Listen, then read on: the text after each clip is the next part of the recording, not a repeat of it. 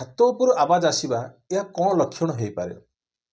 ଏକ ତ ଆପଣଙ୍କର ଗୃହରେ କିଛି କ'ଣ ଯେ ଯେଉଁ ଜିନିଷ ପୂର୍ବରୁ କହିଲି କ'ଣ ଯେଉଁ ଜିନିଷ ଯେଉଁ ଜାଗାରେ ରହିବା କଥା ସେ ଜାଗାରେ ଯଦି ନଥିବ, ଅର୍ଥାତ୍ ଆପଣଙ୍କର ସିଡ଼ିଟା ଯଦି ଆପଣଙ୍କର ପଶ୍ଚିମ ଦିଗ ହେଉ କିମ୍ବା ଆପଣଙ୍କର କ'ଣ ବାୟବ୍ୟ କୋଣ ହେଉ କିମ୍ବା ଆପଣଙ୍କର କ'ଣ ନୈಋତ୍ୟ କୋଣ ହେଉ, ଏଇ ଜିନିଷ ଆପଣ ଏଇ ଜାଗାରେ ଆପଣଙ୍କ ସିଡ଼ିଟା ରହିବା କଥା।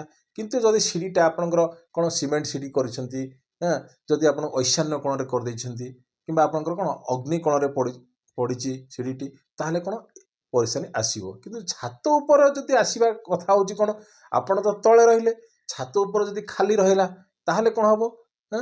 ଯଦି ଆପଣଙ୍କର ଗୃହ ତଳେ ରହିଲେ ଛାତଟା ଉପରେ ରହିଲା, ତ ଛାତ ଉପରେ ଏମିତି କ'ଣ ଜିନିଷ ଅଛି ଯେ ଯାହାଫଳରେ ଯେଉଁ ତଳେ ରହୁଥିବା ବ୍ୟକ୍ତି ଅନୁଭବ କଲେ ଯେ ଛାତଟା କ'ଣ କିଛି ଆବାଜ ଆସୁଛି, କିଛି କିଛି ସମୟରେ ଆସୁଛି, ରାତ୍ର ସମୟରେ ଆସୁଛି କ'ଣ ପାଇଁ, କି ଝଣଝଣ ସାଉଣ୍ଡ ଆସୁଛି କାହିଁକି?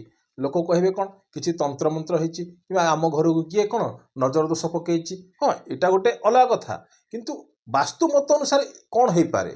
ଦେଖନ୍ତୁ ଦର୍ଶକ ବନ୍ଧୁ, ଯଦି ଆପଣଙ୍କର ଯେକୌଣସି ଜିନିଷ କ'ଣ ଖରାପ ହେଇଗଲା କିମ୍ବା ଆପଣଙ୍କର କ'ଣ ଟିଭି ଖରାପ ହେଇଗଲା କିମ୍ବା ଫ୍ରିଜ୍ ଖରାପ ହେଇଗଲା କିମ୍ବା ଆପଣଙ୍କର କିଛି ରଡ଼୍ସ ରହିଗଲା ଘର କାମ କରିବା ସମୟରେ, ତାକୁ କ'ଣ କଲେ ଆପଣ, କିମ୍ବା ଆପଣଙ୍କର କିଛି ଟ୍ରଙ୍କ ଅଛି କିମ୍ବା ଆପଣଙ୍କର କିଛି କ'ଣ ବାକ୍ସ ଅଛି, କିମ୍ବା ଆପଣଙ୍କର କିଛି କ'ଣ ମାନେ ଯେଉଁ ଗାଡ଼ି ରଖିଛନ୍ତି ଗାଡ଼ିର ଚକା ଯାକ ଖରାପ ହେଇଗଲା କିମ୍ବା ଚକା ସରିଗଲା, ତାକୁ କ'ଣ କଲେ ଆପଣ ସବୁ ଜିନିଷ ନେଇକି କ'ଣ କଲେ, ଆପଣ ତ ଆଉ ଜାଗା ରଖିନାହାନ୍ତି। ଗୃହର ଯେତେବେଳେ ବନେଇଲେ ସେଇ ସମୟରେ ଜାଗା ରଖିନାହାନ୍ତି କିମ୍ବା ରଖିଛନ୍ତି, ତାକୁ କ'ଣ କଲେ, ସେ ମାଟି ଜାଗାରେ ନ ରଖିକି ଆପଣ କ'ଣ କଲେ ଯେ ଗୃହ ଛାତ ଉପରେ, ଅର୍ଥାତ୍ ଆପଣଙ୍କ ଯେଉଁ ଗୃହ ଅଛି ଛାତ ଉପରେ ଏସବୁ ଜିନିଷକୁ ଆପଣ କ'ଣ କଲେ ନା ରଖିଲେ।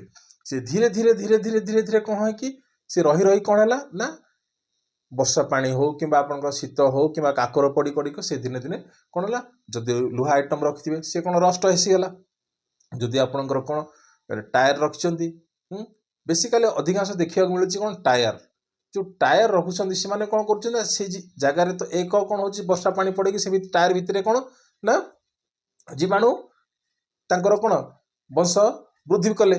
କିନ୍ତୁ ଯାହା ବି ହଉ, ଯଦି ଆପଣ ନୈଋତ୍ୟ କୋଣରେ ଯଦି ଆପଣ ଏସବୁ ଜିନିଷ ରଖୁଛନ୍ତି କିମ୍ବା ଐଶାନ୍ୟ କୋଣରେ ରଖୁଛନ୍ତି, ଯଦି ଯାହାର ବି ଥିବ, ଦେଖିବେ ଯେ ଅମାବାସ୍ୟା କିଛି ଦିନ ଥିବ କିମ୍ବା ପୂର୍ଣ୍ଣିମା କିଛି ଦିନ ଥିବ, 2 ଦିନ 3 ଦିନ ପୂର୍ବରୁ ଏଭଳିଆ ଛାତ ଝଣଝଣ ଝଣଝଣ ସାଉଣ୍ଡ ଆସିବ। ଅର୍ଥାତ୍ ସେଟା କେଉଁଠୁ ଆସୁଛି ନା ଉତ୍ତର ପଶ୍ଚିମ ଦିଗରୁ